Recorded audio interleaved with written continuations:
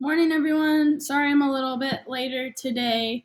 I'm just gonna give sorry, I'm on the wrong page, the on this day, and then hopefully if you weren't at the Zoom meeting yesterday, watch at least some of the Zoom meeting from yesterday to kind of get the rundown and see how to operate the web quest. But that'll be your work for today. Again, I really like this web quest, so hopefully you enjoy learning some new things about ancient Greece. And then tomorrow, all you'll have is a 25-minute video. It's one of the Arizona Smith's discovery videos about ancient Greece, and then I'll have a question for you to answer in Google Classroom. And then next week, we'll start working on the chapter 25 ISN. I made it a Google Doc, so actually I have it up right now. I made it a Google Doc. So instead of doing it through TCI, we'll just do it in a Google Doc because sometimes TCI can be a little finicky and not work for people. So that's what we'll start working on next week. We'll do a little bit more stuff about geography next week. We'll start talking about forms of government, and that makes me happy. I love this unit. I'm really excited. But on this day in history, F. Scott Fitzgerald's first novel is published in 1920. Now, you have likely heard, maybe, of F. Scott Fitzgerald. His most famous piece of work would be The Great Gatsby, but that was not his first novel that he published. His first novel was The Side of Paradise, and he was 23 years old, and this shot him into instant fame and fortune. Also, 1920s, okay? This is a really interesting time in the United States and in literature. A lot of really famous writers come out of this time period, and so F. Scott Fitzgerald is one of those people. He grew up actively involved in the arts and then was in the military during World War I. And something to remember about World War I is the United States, World War I starts in 1914 and ends in 1918, okay? The United States is only in the war for 1 year. We don't enter until 1917. So it's a very different war from World War II as well.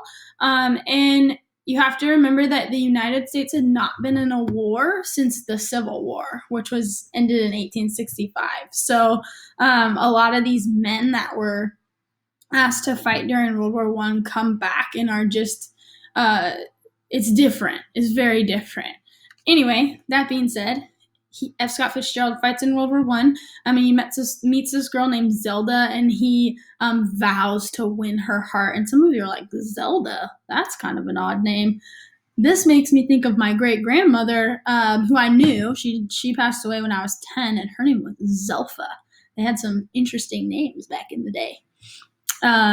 He moved to New York City, and he rewrote a novel he had started in college about Princeton.